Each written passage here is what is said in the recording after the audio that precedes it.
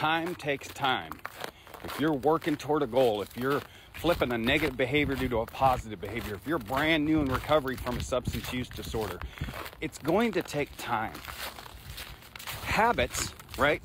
Physiologically, psychologically, it takes 21 to 28 days to create a new habit. That's part of why treatment is 21, 28 days. I actually argue people need longer, right? Because if you've been behaving in a certain way, if you've had a negative behavior, it's probably going to take more than 21, 28 days. That's just that initial click that your brain needs to get going.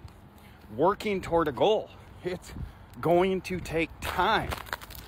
You have to be patient with yourself. You have to have a willingness to have that tenacity when you're in the trenches of like, oh man, this is taking time, to just keep going.